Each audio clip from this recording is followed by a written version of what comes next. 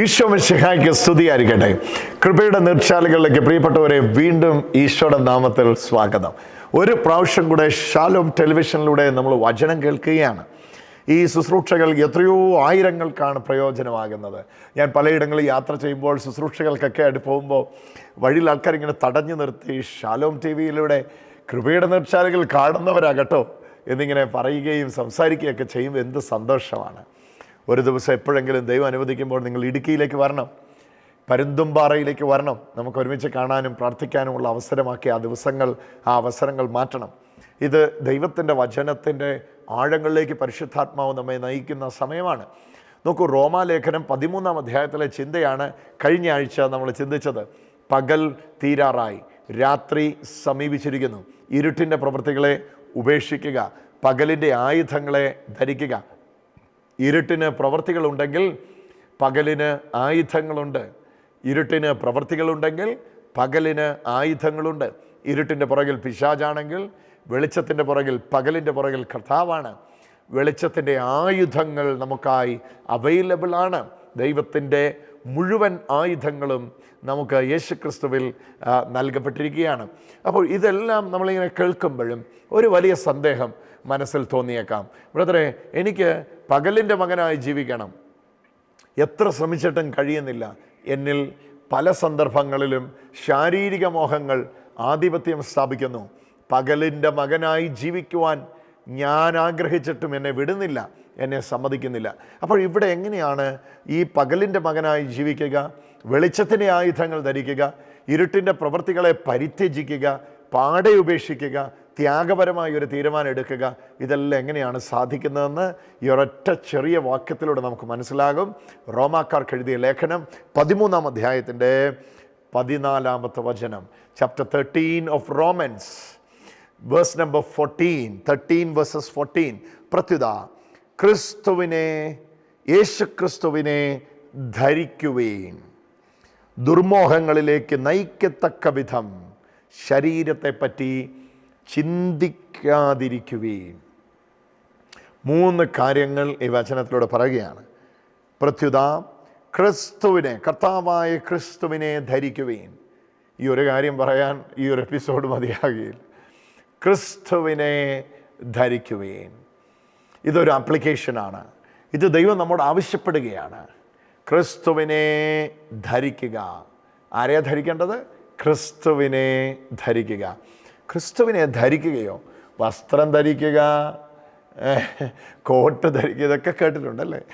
പക്ഷെ ക്രിസ്തുവിനെ ധരിക്കുകയോ എന്നാണ് ഇവിടെ പറയുന്നത്.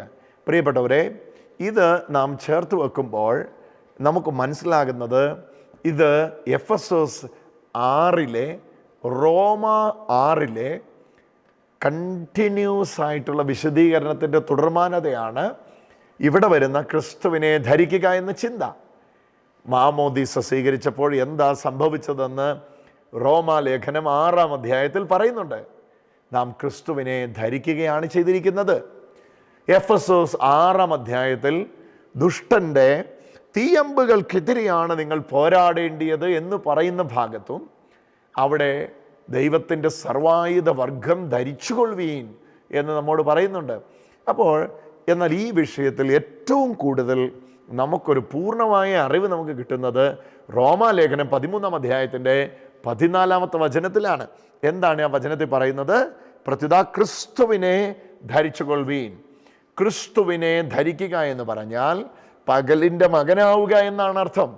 ക്രിസ്തുവിനെ ധരിക്കുക എന്ന് പറഞ്ഞാൽ ക്രിസ്തുവിൻ്റെ ആധിപത്യത്തിലേക്ക് എൻ്റെ ചിന്തകളെയും എൻ്റെ വാക്കുകളെയും, കണ്ണും കൈയും നാവും ചെവിയും ഓർമ്മകളും വാക്കുകളും നടപ്പും എല്ലാം ക്രിസ്തു കേന്ദ്രീകൃതമാക്കുക.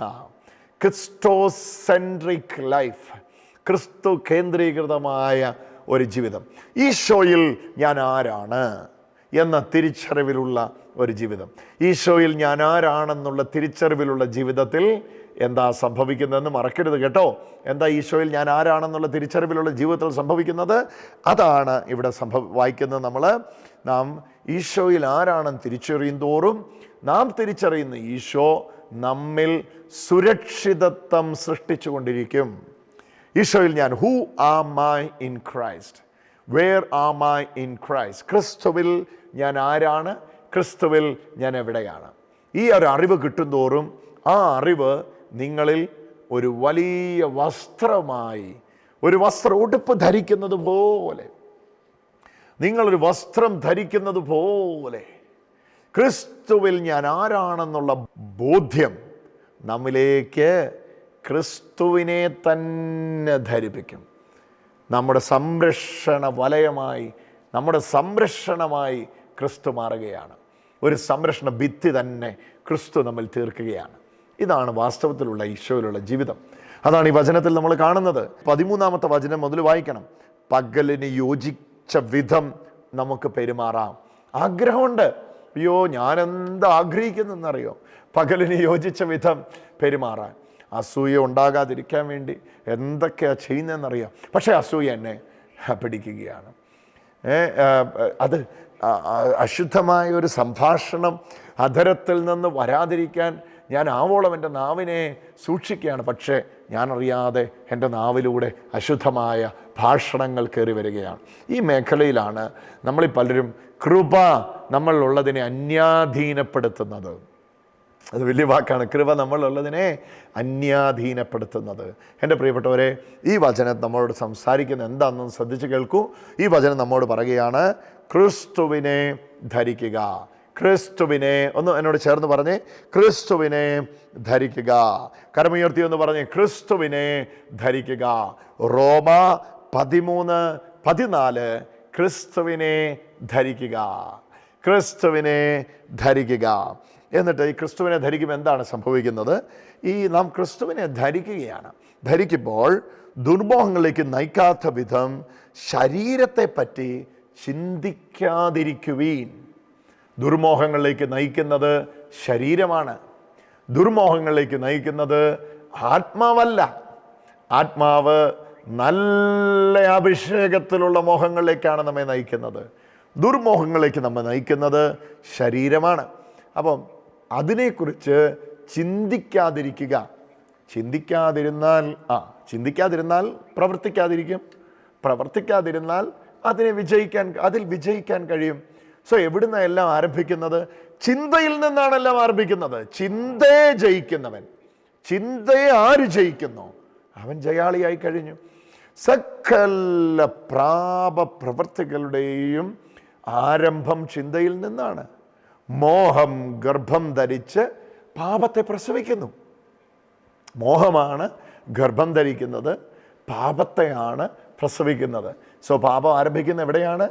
പാപം ആരംഭിക്കുന്നത് പാപത്തിലല്ല, പാപം ആരംഭിക്കുന്നത് മോഹത്തിലാണ്. മോഹം ഗർഭം ധരിച്ച് പാപത്തെ പ്രസവിക്കുകയാണ്. അപ്പോൾ എവിടെയാണ് ഞാൻ വീഴുന്നത്? എവിടെയാണ് എൻ്റെ പതനം? എവിടെയാണ് നമ്മുടെ പതനം? നമ്മുടെ പതനം ചിന്തയിലാണ്. ആ വ്യക്തിയോട് അങ്ങനെ സംസാരിക്കണമെന്ന് ചിന്തിച്ചപ്പോഴാണ് ആ വ്യക്തിയോട് അങ്ങനെ സംസാരിച്ചത്. അത് കടക്കുകൂട്ടാതെ ഒരു കാര്യവും നമ്മൾ ചെയ്യുന്നില്ല. നിങ്ങൾ കൈ ഉയർത്തുന്നതിന് പോലും മുമ്പ് കൈ ഉയർത്തണമെന്ന് ചിന്തിച്ചിട്ടുണ്ട്. കണ്ണ് തുറക്കുന്നതിന് മുമ്പ് കണ്ണ് തുറക്കണമെന്ന് ചിന്തിച്ചിട്ടുണ്ട്. നിങ്ങൾ എന്നെ കേൾക്കുന്നതിന് മുമ്പ് ഇതെനിക്ക് കേൾക്കണമെന്ന് ചിന്തിച്ചിട്ടുണ്ട്. നിങ്ങൾ ചിന്തിക്കാതെ നിങ്ങൾക്ക് ഒരു കാര്യം ചെയ്യാൻ പറ്റില്ല. നിങ്ങളൊരു പക്ഷേ പറഞ്ഞോ, ഞാൻ ചിന്തിക്കാതെ അല്ല. നോ. മനനം ചെയ്യുന്നവനാ മനുഷ്യൻ. മനനം ചെയ്യാന്ന് പറഞ്ഞാൽ എന്നെ ചിന്തിക്കുക. മൃഗാദികളിൽ നിന്നും പക്ഷിലതാദികളിൽ നിന്നും മനുഷ്യനുള്ള വ്യത്യാസങ്ങളിൽ ഒരു അത്യപൂർവമായ വ്യത്യാസം എന്താണെന്നറിയാം? ചിന്താശക്തിയുള്ളവനാണ് മനുഷ്യൻ. അതുകൊണ്ടാണ് പിശാച് ആ ചിന്തയാണ് ആദ്യമേ ആക്രമിച്ചത്. ഇത് തിന്നുന്ന നാളിൽ നീ ദൈവത്തെ പോലെ ആകുമെന്ന് പറഞ്ഞപ്പോൾ ഉടനെ ചിന്തിക്കുകയാണ്, ഞാനപ്പോൾ ഇത് തിന്നാം, ഞാനിത് തിന്ന് ദൈവത്തെ പോലെ ആകാം. സോ ആ ചിന്തയിൽ നിന്നാണ് കൈ നീളുന്നത്, പഴം പറിക്കുന്നത്, കഴിക്കുന്നത് എല്ലാം ആരംഭിക്കുന്നത് ചിന്തയിൽ നിന്നാണ്. നോക്കൂ എവിടെയാണ് പ്രശ്നം വരുന്നത്? ചിന്തയിൽ നിന്നാണ്. അപ്പം ചിന്ത ആരുടെയാണ്? ശരീരത്തിൻ്റെയാണ്. അതുകൊണ്ടാണ് വചനം പറയുന്നത് ക്രിസ്തുവിനെ ധരിച്ചുകൊള്ളുവീൻ. അപ്പോൾ ഇത് എക്സ്റ്റേണലാണ്, ഇൻറ്റേണൽ അല്ല. ആന്തരികമായി ക്രിസ്തുവിനെ ധരിക്കുന്ന കാര്യമല്ല ഇവിടെ പറയുന്നത്. നമ്മുടെ ആത്മാവിൽ ഓഫ് കോഴ്സ് ക്രിസ്തുവാണ് വസിക്കുന്നത്. എന്നാൽ നമ്മുടെ അവയവങ്ങളിൽ ക്രിസ്തുവിനെ ധരിക്കുന്ന കാര്യമാണ് ഈ പറയുന്നത്. ഒന്നുകൂടെ ആ വചനം നോക്കൂ. പ്രത്യുത കർത്താവായ ക്രിസ്തുവിനെ ധരിക്കുവീൻ. കർത്താവായ ക്രിസ്തുവിനെ ധരിക്കുവീൻ. ദുർമോഹങ്ങളിലേക്ക് നയിക്കാത്ത വിധം ശരീരത്തെ പറ്റി ചിന്തിക്കാതിരിക്കുവീൻ. ശരീരത്തെ പറ്റി ചിന്തിക്കാതിരിക്കുവീൻ. അപ്പോൾ എന്താ പറഞ്ഞതിൻ്റെ അർത്ഥം? ഞാൻ ഇനി എൻ്റെ ഷുഗർ നോക്കണ്ട, ഞാനിനി എൻ്റെ കൊളസ്ട്രോൾ നോക്കണ്ട, ഞാനിനി ഫുഡ് ഡയറ്റേ നോക്കേണ്ട ആവശ്യമില്ല, ഞാനിപ്പോൾ ഉറങ്ങേണ്ട തന്നെ കാര്യമില്ല. കാരണം ശരീരത്തെപ്പറ്റി ചിന്തിക്കാതിരിക്കുകയും എന്നാണ് വചനം പറയുന്നത്. വെള്ളം കുടിക്കുകയേ ചെയ്യേണ്ട ആവശ്യമില്ല, ഉറങ്ങേണ്ട ആവശ്യമില്ല, ഉണരേണ്ട ആവശ്യമില്ല. ഉറങ്ങുന്നവർ ഫുൾ ടൈം ഉറങ്ങിയിരിക്കട്ടെ, ഉണർന്നവർ ഫുൾ ടൈം ഉണർന്നിരിക്കട്ടെ, കഴിക്കുന്നവർ കഴിച്ചുകൊണ്ടിരിക്കട്ടെ, കഴിക്കാത്തവർ ഭക്ഷണം തൊടാതിരിക്കട്ടെ. ഇതാണോ ഈ പറഞ്ഞതിൻ്റെ അർത്ഥം? ഇതാണോ ഈ പറഞ്ഞതിൻ്റെ അർത്ഥം? അല്ല. ശരീരത്തെ പറ്റി ചിന്തിക്കാതിരിക്കുക എന്ന് പറയുന്നത് ശരീരത്തിൻ്റെ ദുഷ്പ്രേരണകളെപ്പറ്റി ചിന്തിക്കാതിരിക്കുക എന്നാണ്. ശരീരത്തിൻ്റെ ദുഷ്പ്രേരണകൾ എന്താണ്? അതാണ് തൊട്ടുമേളത്തെ വാക്യങ്ങൾ കണ്ടത്. കലഹമാണത്, അസൂയയാണത്, അവിഹിത വീഴ്ചയാണത്, മദ്യാസക്തിയാണത്, കാമഭ്രാന്താണത്, നിയന്ത്രണമില്ലാത്ത വാക്കുകളാണിത്, ചിന്തയിൽ കാടുകയറുകയാണ്. ഞാൻ അനാഥനാണെന്നുള്ള ചിന്ത പോലും പാപമാണ്.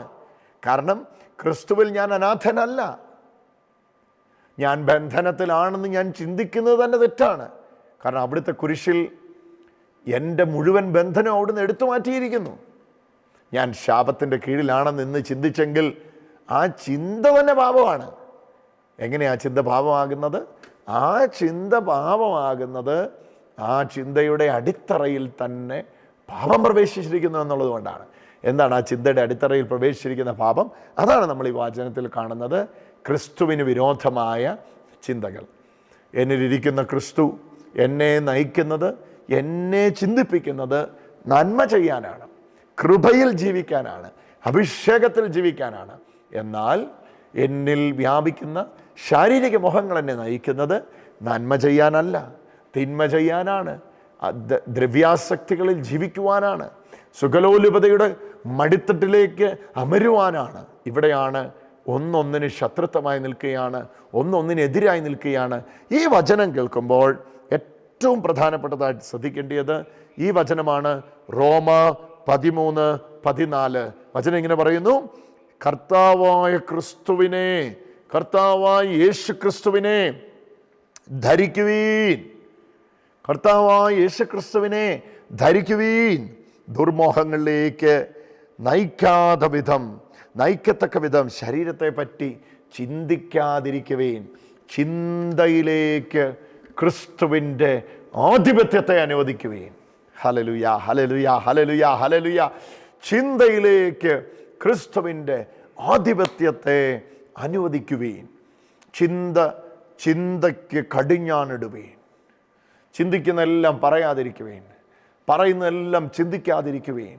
കേൾപ്പാൻ വേഗതയുള്ളവരാകുവീൻ. പെട്ടെന്ന് കേട്ടോണം, പക്ഷെ സംസാരിക്കാൻ തിടുക്കമില്ലാത്തവരാകുവീൻ. വളരെ കുറച്ച് സംസാരിക്കുക, കൂടുതൽ കേൾക്കുക. അവിടെ ഒരു വലിയ അഭിഷേകമുണ്ട്. ഇത് എന്തിനാദ്യം പറഞ്ഞ ക്രിസ്തുവിനെ ധരിക്കുക, എന്നിട്ട് രണ്ടാമത് പറഞ്ഞത് ഇനി ദുർമോഹങ്ങളിലേക്ക് നയിക്കത്തക്ക വിധം ശരീരത്തെപ്പറ്റി ചിന്തിക്കാതിരിക്കുക. ആദ്യം പറഞ്ഞ ക്രിസ്തുവിനെ ധരിക്കുക. ആദ്യം പറഞ്ഞ ക്രിസ്തുവിനെ ധരിക്കുന്നതിലൂടെ മാത്രമേ ചിന്തിക്കാതിരിക്കാൻ പറ്റുകയുള്ളൂ. സ്വയമായിട്ട് ചിന്തിക്കാതിരിക്കാൻ പറ്റുകയില്ല. അപ്പോൾ അതുകൊണ്ട് ആദ്യം പറഞ്ഞ ക്രിസ്തുവിനെ ധരിക്കുവീൻ. ആദ്യമേ വിശദീകരിച്ച് പറയുകയാണ്, ക്രിസ്തുവിനെ ധരിക്കുവീൻ. പിന്നത്തേതിലാണ് പറയുന്നത് ക്രിസ്തുവിനെ ധരിച്ച നീ, ക്രിസ്തുവിനെ ധരിച്ച നീ. അത് അവിടെ രണ്ടാമത് പറയുന്നത്, ക്രിസ്തുവിനെ ധരിച്ച നീ എന്ത് ചെയ്യണം? ദുർമോഹങ്ങളിലേക്ക് നയിക്കത്തക്ക വിധം ശരീരത്തെ പറ്റി ചിന്തിക്കാതിരിക്കുവീൻ. ആരാ ചിന്തയെ നിയന്ത്രിക്കുന്നത്? കർത്താവാ നിയന്ത്രിക്കുക. ആരാ അനുവദിക്കേണ്ടത്? ഞാൻ അനുവദിക്കേണ്ടത്. ഓരോ തവണ ക്രിസ്തുവിനെ അനുസരിക്കുമ്പോഴും ഓരോ ചിന്തയും ക്രിസ്തുവിനോടുള്ള അനുസരണത്തിൽ പിടിച്ചടക്കുമ്പോഴും, ഇതാണ് എൻ്റെ ചിന്തയ്ക്ക് മാക്സിമം എത്താൻ പറ്റുന്ന ബോർഡർ, ആ അളവുകോല്, ആ തൂക്കുകയറ്, ആ മെഷർമെൻറ്റ്. അതാരാന്നറിയാമോ? ക്രിസ്തുവാണ്, ക്രിസ്തുവിലാണ്. അപ്പോൾ അവിടെ നിന്നുകൊണ്ട് നമ്മൾ കാണുകയാണ്, ക്രിസ്തുവിലുള്ള ജീവിതത്തിൽ ഞാൻ അങ്ങനല്ല, ക്രിസ്തുവിലുള്ള ജീവിതത്തിൽ ഞാൻ ഇങ്ങനെയാണ് എന്നെ എൻ്റെ ദൈവം തിരഞ്ഞെടുത്ത് ഇങ്ങനെ ആക്കിയിരിക്കുന്നു. എന്തിനാണ് എൻ്റെ ദൈവം എന്നെ തിരഞ്ഞെടുത്ത് ഇങ്ങനെ ആക്കിയിരിക്കുന്നത്? ആ വചനം നോക്കൂ. യേശു ക്രിസ്തുവിനെ ധരിക്കുവീൻ, ദുർമോഹങ്ങളിലേക്ക് നയിക്കത്തക്ക വിധം ശരീരത്തെപ്പറ്റി ചിന്തിക്കാതിരിക്കുവീൻ. ശരീരത്തെപ്പറ്റി ചിന്തിക്കാതിരിക്കുവീൻ. ആ പദം ഒന്ന് കേൾക്കൂ. ശരീരത്തെപ്പറ്റി ചിന്തിക്കാതിരിക്കുവീൻ. കാരണം നിങ്ങളുടെ ശരീരത്തെപ്പറ്റി കർത്താവ് ചിന്തിക്കുന്നുണ്ട്. അതുകൊണ്ടാണ് പറയുന്നത്, നിങ്ങൾ ചിന്തിക്കാതിരിക്കും, നിങ്ങൾ വിട്ടേക്ക്. നിങ്ങൾ ക്രിസ്തുവിനെ ധരിച്ചിട്ടുണ്ട്. ക്രിസ്തുവിനെ ധരിച്ച നിങ്ങളെ എത്തിക്കേണ്ടിടത്ത് എത്തിക്കുക എന്നത് കർത്താവിൻ്റെ ഉത്തരവാദിത്വമാണ്. ഇന്ന് ഈ വചനം കേൾക്കുമ്പോൾ എൻ്റെ പ്രിയപ്പെട്ടവരെ, 2025 നമ്മെക്കുറിച്ചുള്ള ആത്യന്തികമായ ദൈവത്തിൻ്റെ ഉദ്ദേശം എന്നാണെന്നറിയോ? വിശുദ്ധിയിൽ ജീവിക്കുക എന്നുള്ളതാണ്. നമ്മുടെ ആത്മാവിൻ്റെ രക്ഷയെ ബാധിക്കുന്ന ഒന്നിലും ഇടപെടാതിരിക്കുക എന്നുള്ളതാണ്. അതിനപ്പുറത്ത് ഒരു കാര്യവും ദൈവം നമ്മളിൽ നിന്ന് ആഗ്രഹിക്കുന്നില്ല. മറ്റൊന്നിനാലും തൃപ്തരാകുവാൻ ദൈവം നമ്മോട് ആവശ്യപ്പെടുന്നില്ല. അനുരഞ്ജനമില്ലാത്ത ഒരു വിശുദ്ധീകരണത്തിന് നമ്മെ തന്നെ സമർപ്പിക്കുക, ക്രിസ്തുവിനെ ധരിക്കുക. അത് ആവർത്തിച്ച് പറയാം, ക്രിസ്തുവിനെ ധരിച്ചിരിക്കുന്നുവല്ലോ. അത് പിന്നെ പറയുമ്പോൾ എഫെസോസ് ലേഖനത്തിൽ പറയാം, ക്രിസ്തുവിനെ ധരിക്കുന്നതിൽ യവനനില്ല, യഹൂദനില്ല, ഗ്രീക്കുകാരനില്ല, വിജാതീയനെന്നില്ല, എല്ലാവരും ക്രിസ്തുവിൽ ഒരു ശരീരമാണ്. ഈ ക്രിസ്തുവിനെ ധരിക്കുക എന്ന് പറയുന്നത് ഒരു ദിവസം കൊണ്ട് സംഭവിക്കുന്നതല്ല. ഓരോ ഇപ്പോൾ ഉദാഹരണം പറയാം, എൻ്റെ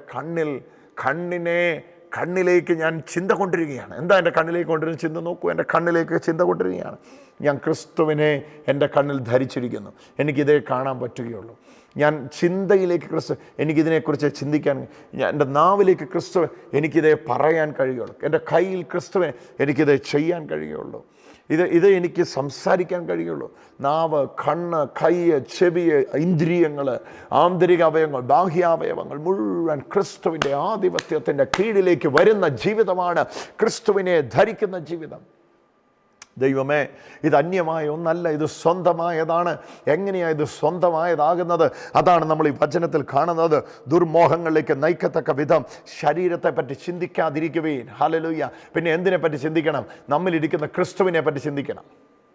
അത് അരുത്, ഇത് ആകാം. എന്തിനെ പറ്റി ചിന്തിക്കരുത്? ശരീരത്തെ പറ്റി ചിന്തിക്കരുത്. പിന്നെ എന്തിനെ പറ്റി ചിന്തിക്കണം? നമ്മളിരിക്കുന്ന ക്രിസ്തുവിനെ പറ്റി ചിന്തിക്കണം. ക്രിസ്തുവിനെ ധരിക്കുവീൻ. ആ പദമാണ് വീണ്ടും വീണ്ടും പറയുക, ക്രിസ്തുവിനെ ധരിക്കുവീൻ. ഇന്ന് ഈ വചനം കേൾക്കുമ്പോൾ ഏറ്റവും ആഴമായിട്ട് നിങ്ങളുടെ ഉള്ളത്തിലേക്ക് തറച്ചു കയറേണ്ട പദമാണ്, ഞാൻ ക്രിസ്തുവിനെ ധരിച്ചിരിക്കുന്നു. Hallelujah, hallelujah.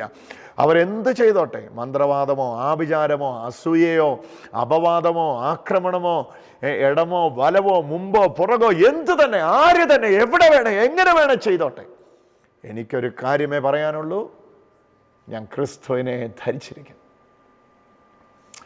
ഒന്നിനും തളർന്നീടരുതേ, കണ്ണുനീർ വഴി പോയിടിലും മന്നരിൽ മന്നവൻ നിന്നോടു കൂടെ, എന്നും അവൻ നിന്നെ വഴി നടത്തും. മന്നരിൽ മന്നവൻ നിന്നോടു കൂടെ, എന്നും അവൻ നിന്നെ വഴി നടത്തും. സ്തോത്രഗീതം പാടുക നീ മനമേ, കർത്തൻ ജയം നൽകിടും നിശ്ചയമായി. എൻ്റെ ക്രിസ്തുവിനെ ധരിക്കുകയാണ്. ഇത് ഇന്ന് കൃപയുടെ നീർച്ചാലുകൾ ശുശ്രൂഷകളിൽ പങ്കെടുക്കുമ്പോൾ ഇപ്പം നമ്മൾ കേൾക്കാൻ പോകുന്ന സാക്ഷ്യം ദൈവം വ്യക്തികളുടെ ജീവിതത്തിൽ ചെയ്യുന്ന അത്യപൂർവമായ അത്ഭുതത്തിൻ്റെ സാക്ഷ്യങ്ങളാണ്. എൻ്റെ പ്രാർത്ഥന ഇതാ, കർത്താവ് ഇന്ന് ഈ സാക്ഷ്യം കേൾക്കുമ്പം മറ്റൊരു സാക്ഷ്യം ഉളവാകണമെന്ന്. അങ്ങനെയാണ് ഞാൻ പ്രാർത്ഥിക്കുന്നത്. അഭിഷേകത്തിൽ നിറയാം, കൃപയിൽ നിറയാം. പരിശുദ്ധാത്മാവ് നമ്മെ വിളിച്ചിരിക്കുന്നു. ഇത് കൃപയുടെ നീർച്ചാലുകളിൽ വ്യക്തികളുടെ ജീവിതത്തിൽ കർത്താവ് ചെയ്യുന്ന വലിയ അത്ഭുത സാക്ഷ്യങ്ങളുടെ നിമിഷങ്ങൾ. നിങ്ങളിൽ ആർക്കാണ്, ഇത്രയും മക്കൾ വരുന്നത് ഞാൻ ചോദിക്കാം, നിങ്ങളിൽ ആർക്കാണ് ഈ ആക്സിഡന്റിന് ശേഷം ഒരു നെർവിന്റെ ഞരമ്പിന്റെ തകരാറ് മൂലമുള്ള ദോഷം അനുഭവിക്കുന്നു? ഒന്ന് കൈ ഉയർത്താമോ? ആരാ നിങ്ങളുടെ കാര്യം? അതെ. എന്താ പേര്? ജോർജ്. ഒരു നെർവിന്റെ തകരാറാണെന്ന് ഡോക്ടർ എടുത്തു പറഞ്ഞിട്ടുണ്ടോ? ഈ ഒരു വശം അല്ലേ? ഒന്ന് വിശ്വസിക്കുന്നു.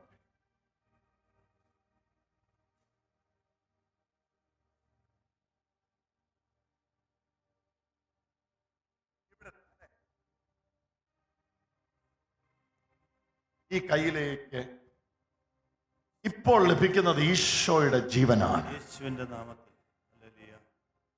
മുറിഞ്ഞു പോയതും ക്ഷതം സംഭവിച്ചതുമായ അസ്ഥി നാഡി ഞരമ്പുകളെ യേശുവിന്റെ നാമത്തിൽ ജീവിപ്പിക്കുന്ന ഈശോയെ ഈ മകനിലേക്ക് ഇറങ്ങി വരണമേ. യേശുവിന്റെ നാമത്തിൽ എല്ലാവരും ഒന്ന് കൈ ഉയർത്തി പിടിച്ച് സ്തുതിച്ചോ.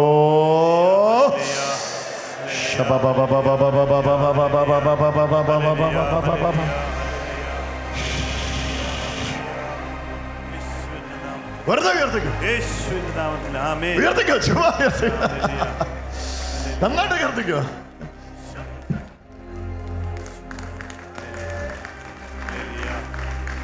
എന്നാ കരയുന്നേ? സന്തോഷം, സന്തോഷം കൊണ്ട്, സന്തോഷം കൊണ്ട്. ഉയർത്തിക്കേ.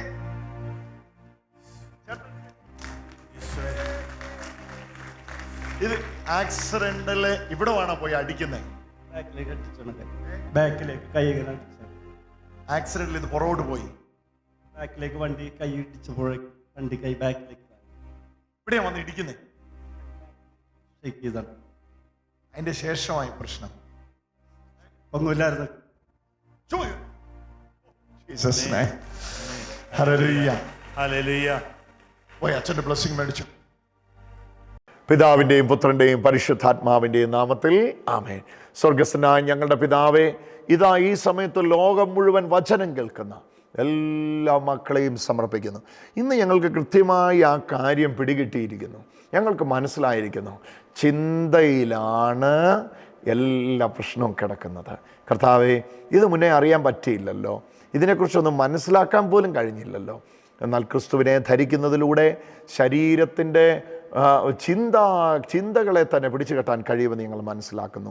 മാമോദീസയിലൂടെ ക്രിസ്തുവിനെ ധരിക്കുന്ന അവസ്ഥയിലേക്ക് പ്രവേശിച്ചിരിക്കുന്ന ഞങ്ങൾ അനുദിന കൂദാശ ജീവിതത്തിലൂടെ ക്രിസ്തുവിനെ ധരിച്ചവനാണെന്നുള്ള ബോധ്യത്തിൽ വളരുമ്പോൾ ആ ക്രിസ്തുവിനെ ധരിച്ചു എന്ന ആ ബോധ്യം ഞങ്ങളിൽ ഉളവാക്കുന്ന വലിയ അത്ഭുതം വ്യക്തികളുടെ ജീവിതത്തിൽ അതിശയമായി മാറട്ടെ എന്ന് പ്രാർത്ഥിക്കുന്നു. പരിശുദ്ധ അമ്മേ, അമ്മ ക്രിസ്തുവിനെ ധരിച്ചവളായി ഞങ്ങൾ അമ്മയെ കാണുകയാണ്. അമ്മയുടെ ഓരോ വഴികളിലും അമ്മ സകല പ്രശ്നങ്ങളെയും നേരിട്ടത് ക്രിസ്തുവിലുള്ള സന്തോഷത്തിലാണല്ലോ. എൻ്റെ ഹൃദയം എൻ്റെ കർത്താവിൽ ആനന്ദിക്കുന്നു. അത് പൂർണ്ണമായ ബോധ്യത്തിൽ നിന്ന് അമ്മയുടെ വാക്ക്, എൻ്റെ ഹൃദയം എൻ്റെ കർത്താവിൽ, അവൻ്റെ ചിത്തത്തിൽ, അവൻ്റെ ഹിതത്തിൽ എൻ്റെ ഹൃദയം ആനന്ദിക്കുന്നു. അത് ദൈവത്തിൽ മറയുന്ന അവസ്ഥയാണല്ലോ. ഈ സമയത്ത് ലോകം മുഴുവൻ ഈ വചനം കേൾക്കുന്നവർ ഒരുപാട് പ്രതിസന്ധികളിലൂടെ കടന്നു പോകുന്ന മക്കളുണ്ട് കർത്താവേ. ദുഃഖിതരുണ്ട്, പീഡിതരുണ്ട്, നാനാ ക്ലേശങ്ങളിലൂടെ കടന്നു പോകുന്നവരുണ്ട്. ഇന്ന് ഒരാശ്രയം, ഒരാശ്വാസം തേടി അലയുന്നവരുണ്ട് നാഥ. എല്ലാവരുടെ മേലും പരിശുദ്ധാത്മാവിനെ പകരണമേ. ഒരു കൃപയുടെ നീർച്ചാല് എല്ലാവരുടെ ജീവിതത്തിൽ ഒഴുകട്ടെ എന്ന് പ്രാർത്ഥിക്കുകയാണ്. പരിശുദ്ധ അമ്മേ, ദൈവമാതാവേ, സകല വിശുദ്ധരോടൊപ്പം യൗസേപ്പ് പിതാവിനോട് ചേർന്ന് സകല സ്വർഗീയ മാലാഖമാരോട്, സ്വർഗീയ ഗണത്തോട് ചേർന്ന് കർത്താവായ ക്രിസ്തു വഴി സമർപ്പിക്കുന്ന ഈ പ്രാർത്ഥനയിൽ അത്ഭുതങ്ങൾ നടക്കട്ടെ എന്ന് പ്രാർത്ഥിക്കുക. രോഗസൗഖ്യങ്ങൾ ഉണ്ടാകട്ടെ എന്ന് പ്രാർത്ഥിക്കുക. ഈ വചനം ഹൃദയങ്ങൾക്ക് ആശ്വാസമായി മാറട്ടെ എന്ന് പ്രാർത്ഥിക്കുകയാണ്. സ്പർശിക്കണമേ കർത്താവേ. Hallelujah, hallelujah, hallelujah, hallelujah. ഒന്ന് ശ്രദ്ധിച്ച് പ്രാർത്ഥിച്ചേ നിങ്ങൾ ഇരിക്കുന്നിടത്ത്. Hallelujah, hallelujah, hallelujah, hallelujah, hallelujah, hallelujah, hallelujah, hallelujah. ഒരു ചൂടേറിയ ഒരു സ്പർശനം കർത്താവേ തണുത്തുറഞ്ഞ ജീവിത ശൈലിയിലേക്ക് ഇപ്പോൾ പകരണമേ. ക്രിസ്തുവിലുള്ള മനുഷ്യരായി ഞങ്ങൾ ഉയർത്തെഴുന്നേൽപ്പിക്കണമേ. കർത്താവായ ക്രിസ്തു വഴി സമർപ്പിക്കുന്ന പ്രാർത്ഥന കേട്ടരുളയണമേ. ആമേ. ഈശോ മിശിഹായ്ക്കും സ്തുതിയായിരിക്കട്ടെ. പ്രിയപ്പെട്ടവരെ, കൃപയുടെ നീർച്ചാലുകൾ എല്ലാ ബുധനാഴ്ചയും ഇതേ സമയത്ത് ഷാലോം ടെലിവിഷനിൽ എപ്പോഴും ഇൻ്റർനെറ്റിൽ അവൈലബിൾ ആണ്. ഇത് കേൾക്കുക, ഈ വചനം ആഴമായി മനസ്സിലാക്കുക. നമ്മുടെ എല്ലാ ജീവിതത്തിൽ ഒഴുകട്ടെ കൃപയുടെ നീർച്ചാലുകൾ.